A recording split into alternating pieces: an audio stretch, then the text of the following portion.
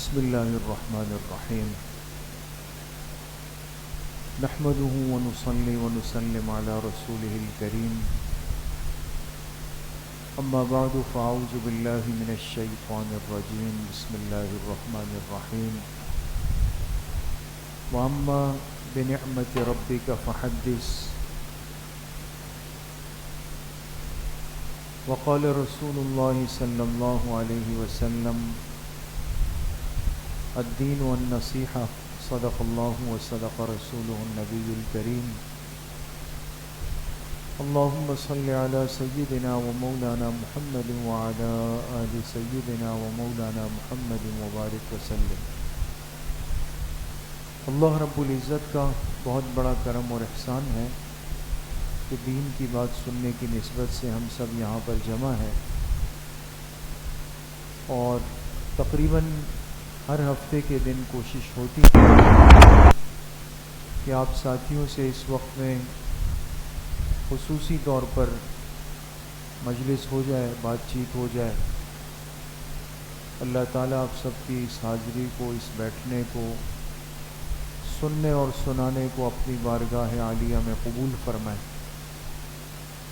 اور ہم سب کے لیے ظاہر و باطن کی اصلاح کا ذریعہ بنائے۔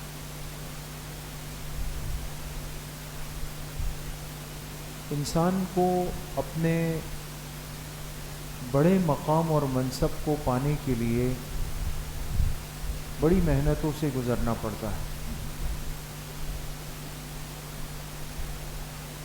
الحمدللہ آپ کے ادارے میں ایک مختصر لیکن ایک سنجیدہ اور پروقار تقریب یوم آزادی پاکستان کی نسبت سے ہوئی اور اس میں تقریباً طلباء ماشاءاللہ سے شریک بھی ہوئے، چند ایک طلباء کے علاوہ۔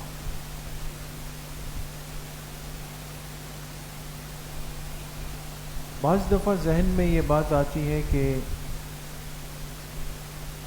ان تقریبات کا یا ان مجالس کا یا پاکستان کے پرچم کی پرچم کشائی کا اس کا کیا مقصد ہو سکتا ہے؟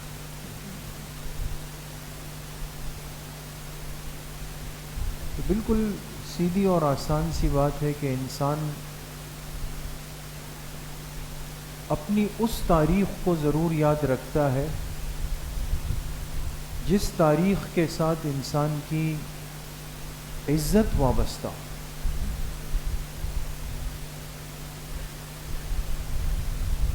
اگر آپ سے کوئی پوچھ لے کہ اسلام میں سب سے پہلا غزوہ کون سا تھا، آپ کیا کہیں گے؟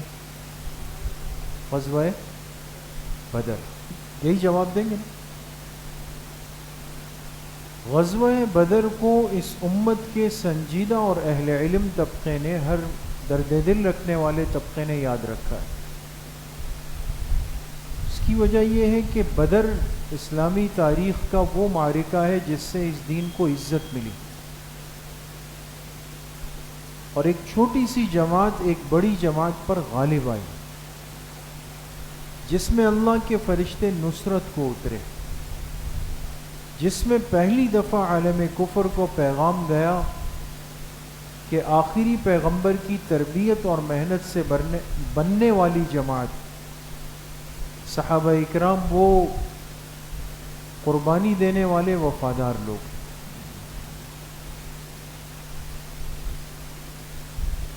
وہ تاریخ جس سے انسان کی عزت جڑی ہوئی ہو، انسان اس کو یاد رکھتا ہے۔ اسی لیے آپ میں سے بہت سارے طلباء اسکول سے پڑھ کے آئے ہیں، ان کے پاس اپنے اسکول میں ملے ہوئے میڈلز ہوتے ہیں، شیلڈز ہوتی ہے، سرٹیفکیٹس ہوتے ہیں، ہے نا، وہ سنبھال کے رکھتے ہیں۔ بہت سارے لوگوں کو آپ نے دیکھا ہوگا وہ اس کو فریم کر کے محفوظ کر کے دیوار پہ لگا دیتے کرتے، کیوں کہتے ہیں یہ ایک یادگار ہے۔ آج تک ایسا نہیں ہوا اور نہیں ہونا چاہیے کہ اگر کوئی طالب علم وہ راسب آیا ہو اور اس نے اپنی سرٹیفکیٹ فریم کر کے لگائی. نہیں سمجھ میں آئی بات. ایک طالب علم اگر امتحان میں فیل ہو جائے اور ریڈ پین سے اس کے مارکس لکھے ہوئے ہوں, اس کو فریم کریں گے آپ لوگ؟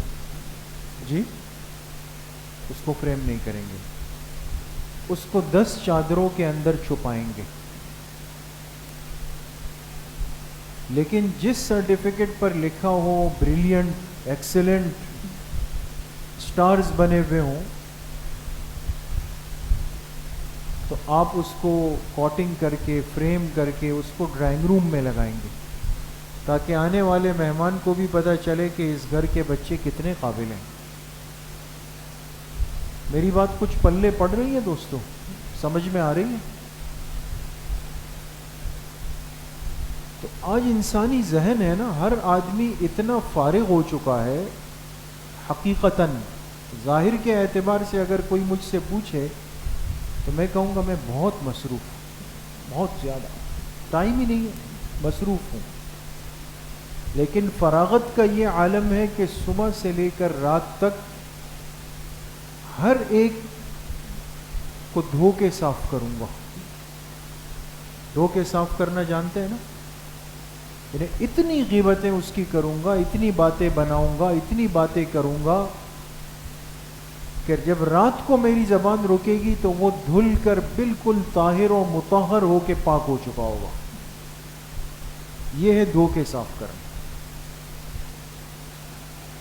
اب لینا دینا کچھ نہیں ہے, کرنا دھرنا کچھ نہیں ہے. اب ہر آدمی اس کو لگتا ہے کہ میری یہ حیثیت ہے کہ میں تبصرہ بھی کروں, حالات حاضرہ پہ بات بھی کروں, سیاست کے کرسی پر بیٹھ کر کے ملک کی سیاست کے بارے میں بھی رائے قائم کروں. یہ سب کو شوق چرایا ہوا ہے. باقی یہ کہ حدیث کی کتاب میں عن علی لکھا ہے یا عن علا لکھا ہے, یہ فرق نہیں کر سکتے. بات سمجھیں؟ ہمارے حضرت استاد صاحب ہیں جامعہ میں, حضرت مفتی عبدالرؤوف غزنوی صاحب, نام سنا ہے کسی نے؟ تو ایک دن استاد جی بنات کے مدارس سے متعلق, چونکہ ان کی زیادہ نہیں بنتی,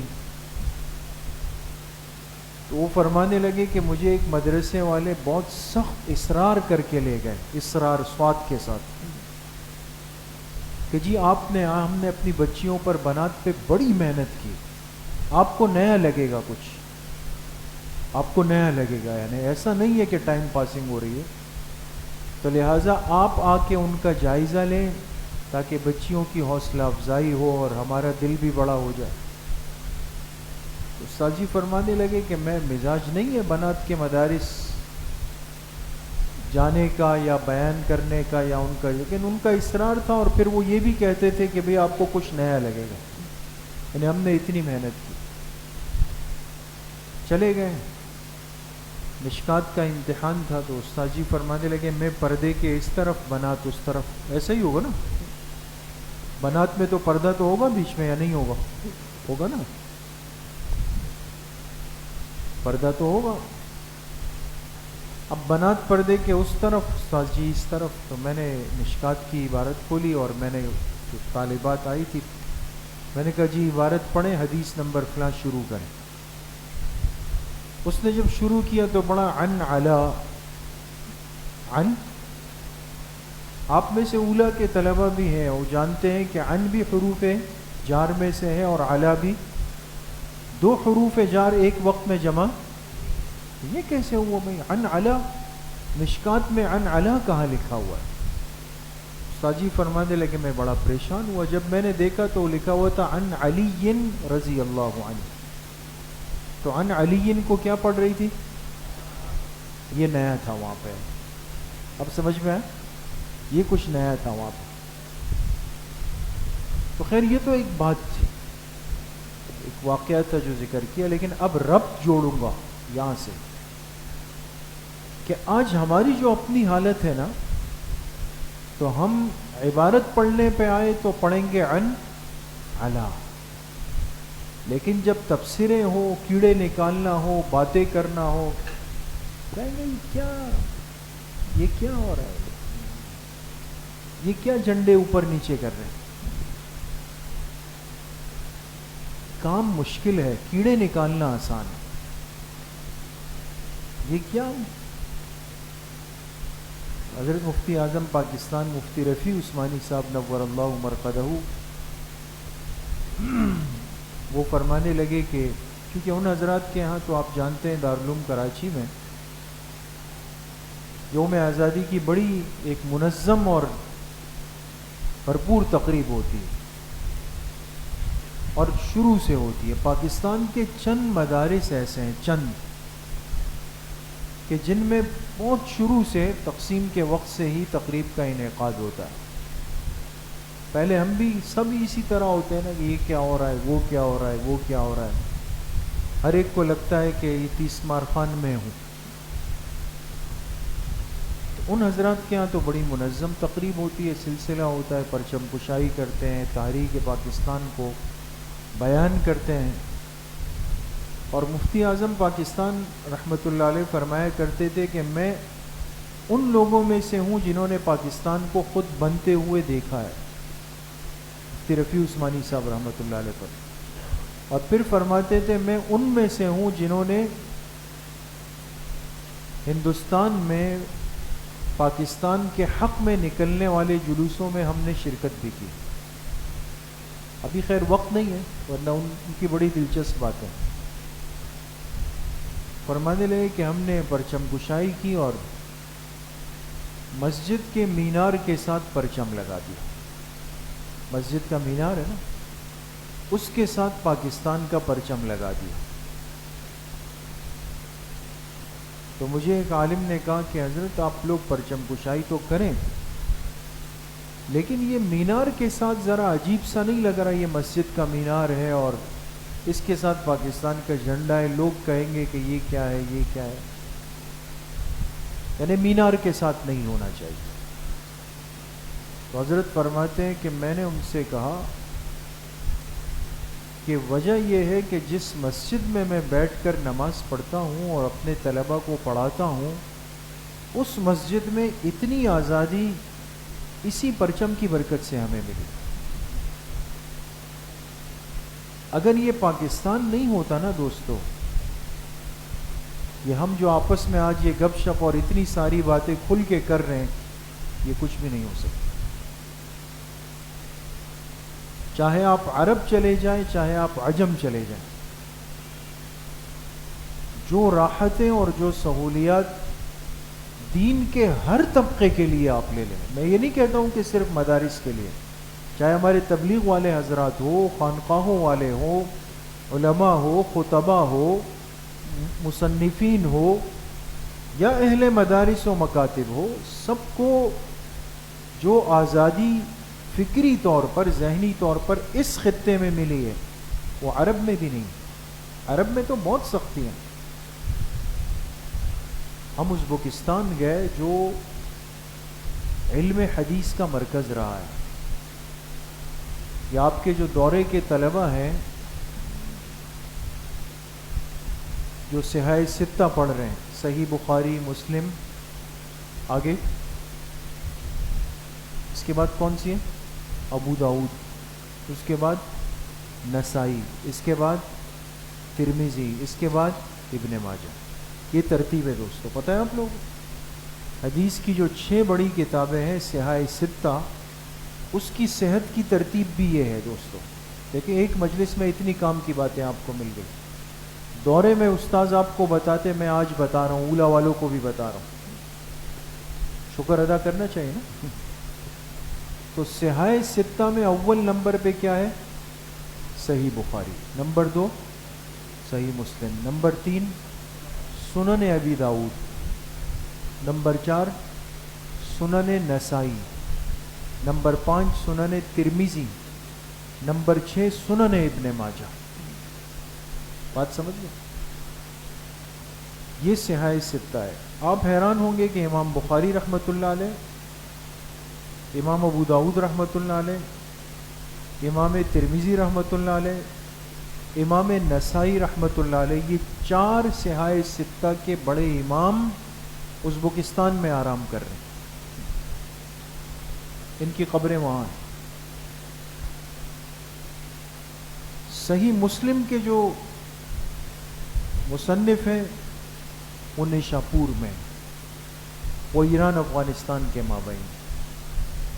ابن ماجہ کے جو مصنف ہیں وہ افغانستان میں۔ جس خطے سے حدیث کا علم اٹھا، صحیح بخاری لکھی گئی، ترمذی لکھی گئی، ابو داؤد لکھی گئی، آپ یقین نہیں کریں گے کہ وہاں پر ایک مسلمان آج اپنے مزاج اور ترتیب سے داڑھی بھی نہیں رکھ سکتا۔ یہ داڑھی ہم نے ایک مشت رکھی ہے نا، اللہ سب کو توفیق نصیب فرمائے۔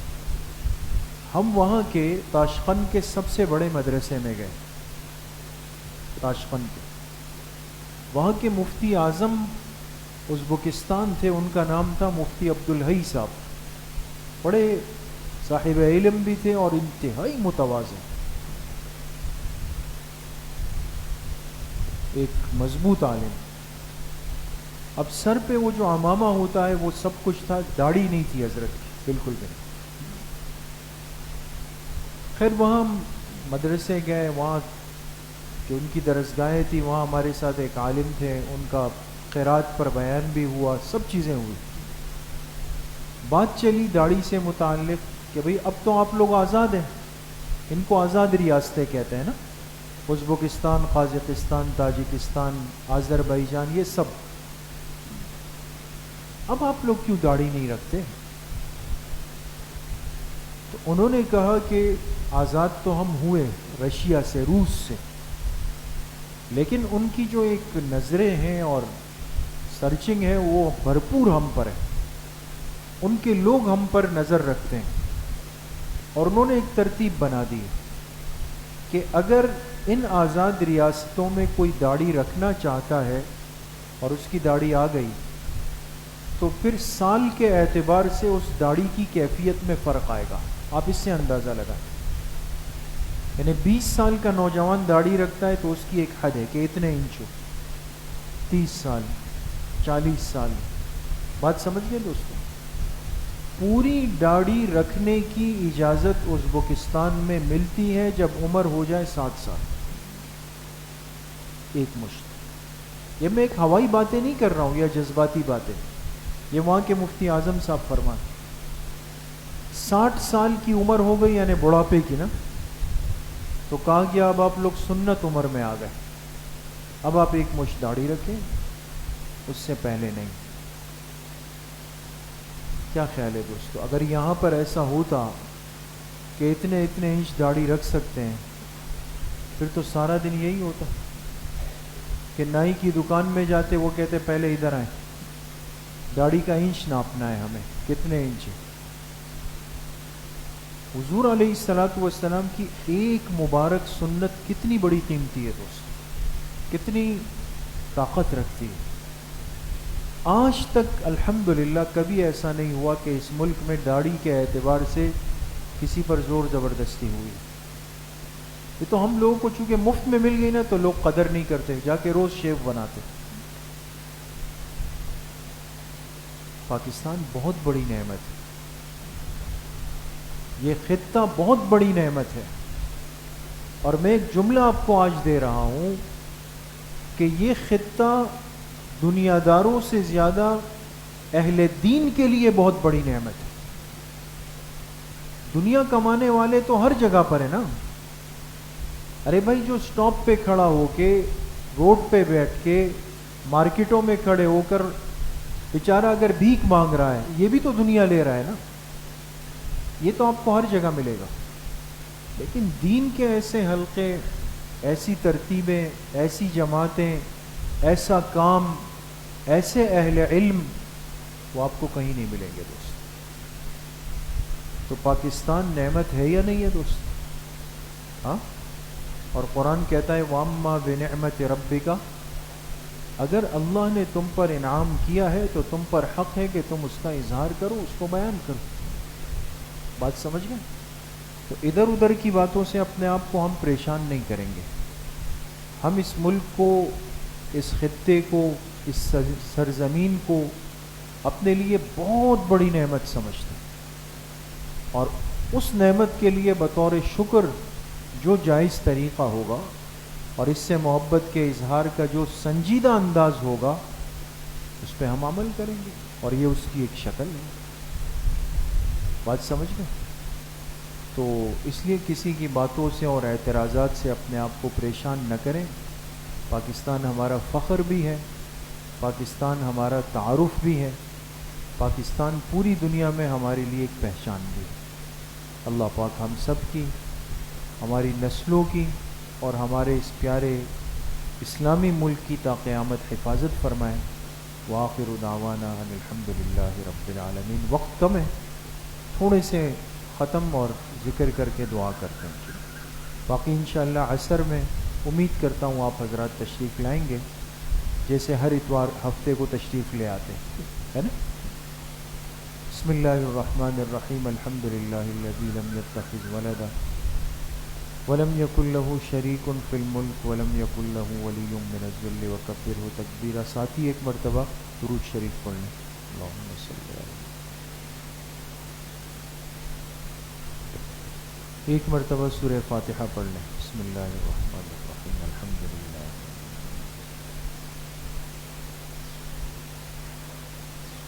ایک مرتبہ درود شریف پڑھ لیں. اللہم صلی علی.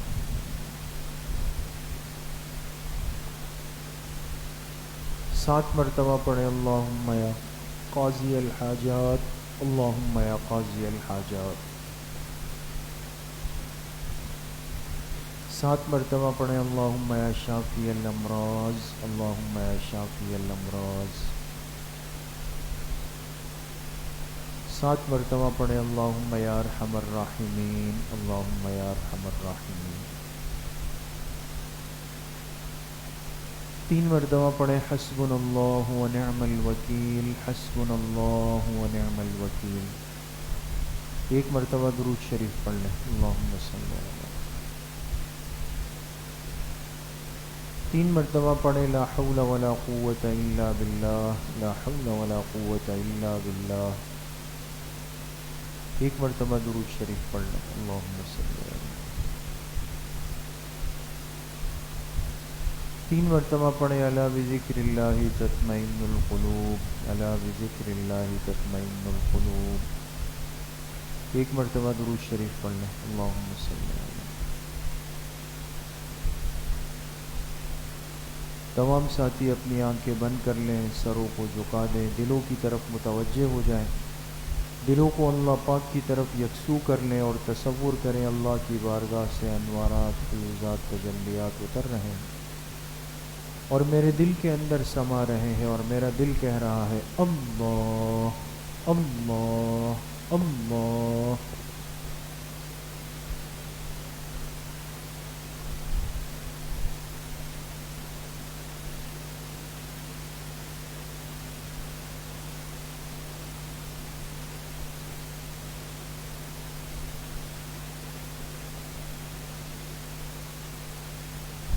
لا الہ الا اللہ محمد الرسول اللہ. الحمدللہ رب العالمین، والصلاة والسلام علی سید الانبیاء والمرسلین سیدنا و مولانا محمد وآلہ وصحبہ اجمعین. اللہم انا نسألک علما نافعا ورزقا واسعا وشفاء من کل داء. اللہم احسن عاقبتنا فی الامور کلها واجرنا من خزی الدنیا وعذاب الآخرہ. وصلی اللہ وسلم علی نبینا محمد وآلہ وصحبہ اجمعین برحمتہ.